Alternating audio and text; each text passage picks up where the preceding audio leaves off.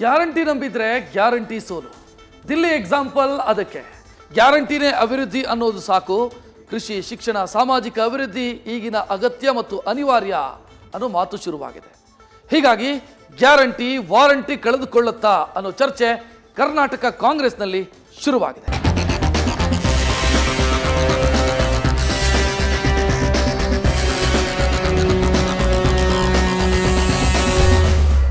ಎಷ್ಟು ದಿನ ಗ್ಯಾರಂಟಿ? 1 ವರ್ಷ, 2 ವರ್ಷ? ರಾಜ್ಯದಲ್ಲಿ ನಿತ್ಯವೂ ಇದೇ ಚರ್ಚೆ. ಅದರಲ್ಲೂ ಗ್ಯಾರಂಟಿ ಮೂಲ ಪುರುಷ ಮಫ್ಲರ್ ಮ್ಯಾನ್ ಡೆಲ್ಲಿಯಲ್ಲಿ ದಬಾಕೊಳ್ತಿದ್ದಂತೆ ಗ್ಯಾರಂಟಿ ವರ್ಕೌಟ್ ಆಗಲ್ಲ ಅನ್ನೋ ಡೌಟ್ ಶುರುವಾಗಿದೆ. ಅದರಲ್ಲೂ ಕರ್ನಾಟಕ ಮಾದರಿಯಂತ ದೇಶದೆಲ್ಲೆಡೆ ತುತ್ತೂರಿ ಊದಿದ ಹಸ್ತದಲ್ಲೇ ಈಗ ಪಂಚ ಗ್ಯಾರಂಟಿಗಳಿಗೆ ಪಂಚರ್ ಹಾಕಿಸೋ ಕಾರ್ಯ ಶುರುವಾಗಿದೆ. ರಾಜ್ಯದಲ್ಲಿ ಪಂಚ ಗ್ಯಾರಂಟಿಗಳಿಗೆ ಸಾಕಂತೆ ವಾರಂಟಿ. ಅಭಿವೃದ್ಧಿ ಕುಂಠಿತ, ಕಾಂಗ್ರೆಸ್ನಲ್ಲಿ ಹೊಸ ರಾಗ ಶುರು.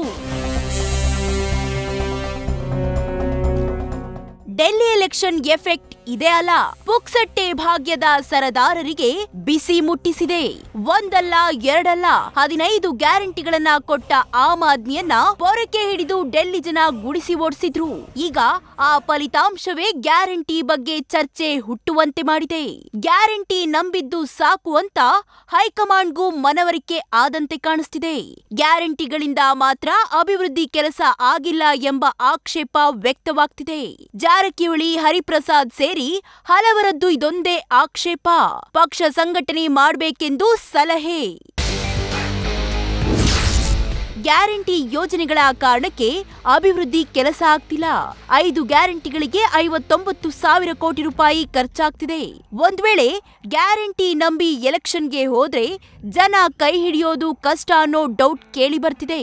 ಕಳೆದ ಎಲೆಕ್ಷನ್ನಲ್ಲಿ ಗ್ಯಾರಂಟಿಯಿಂದ ಮಾತ್ರ ಪಕ್ಷ ಅಧಿಕಾರಕ್ಕೆ ಬಂದಿಲ್ಲ.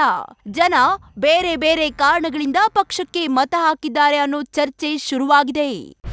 ಗ್ಯಾರಂಟಿ ಒಂದ್ ಕಡೆ ಅದೇನು ತಪ್ಪು ಅಂತ ನಾನು ಹೇಳೋದಿಲ್ಲ. ನಾವು ಅದರಲ್ಲೇ ಮುಳುಗ್ಬಿಟ್ರೆ ಆಗೋದಿಲ್ಲ. ಭರವಸೆ ಕೊಟ್ಟಿದ್ವಿ, ಅದನ್ನ ಆದಷ್ಟು ಬೇಗ ಮಾಡಿದಾಗ ಮಾತ್ರ ಕಾಂಗ್ರೆಸ್ ಪಕ್ಷಕ್ಕೆ ಒಳ್ಳೆಯದಾಗುತ್ತೆ ಅಂತ ನನ್ನ ಭರವಸೆ, ನನ್ನ ಅನಿಸಿಕೆ. ಆದ್ರೆ ಈ ಆಕ್ಷೇಪವನ್ನ ಸಿಎಂ ಸಿದ್ದರಾಮಯ್ಯ, ಡಿಸಿಎಂ ಡಿಕೆಶಿ ಒಪ್ಪೋ ಸ್ಥಿತಿಯಲ್ಲಿಲ್ಲ. ಇದು ಕಾಂಗ್ರೆಸ್ನ ಪ್ರತಿಷ್ಠೆ ಪ್ರಶ್ನೆ. ವಚನ ಭ್ರಷ್ಟತೆಯ ಕಳಂಕದ ಭೀತಿ ಇದೆ. ಇತ್ತ ಗೃಹಲಕ್ಷ್ಮಿ ಹಣ ವಿಳಂಬವೇ ಜೆಡಿಎಸ್ ಅಸ್ತ್ರ ಆಗಿಸಿಕೊಳ್ತಿದೆ. ಬಜೆಟ್ ಅಧಿವೇಶನದಲ್ಲಿ ಸಮರ ಸಾರಲು ಜೆಡಿಎಸ್ ಸಿದ್ಧತೆ ನಡೆಸುತ್ತಿದೆ. ಯೋಜನೆಯ ದಾಖಲೆ ಸಂಗ್ರಹಕ್ಕೆ ಮುಂದಾಗಿದೆ. ಒಟ್ಟಾರೆ ಗ್ಯಾರಂಟಿ ಮೇಲೆ ತೂಗುಕತ್ತಿ ನೇತಾಡ್ತಿದೆ. News first bureau. News first ನಿರ್ಭೀತಿಯಿಂದ ನಿಮ್ಮ ಪರವಾಗಿ.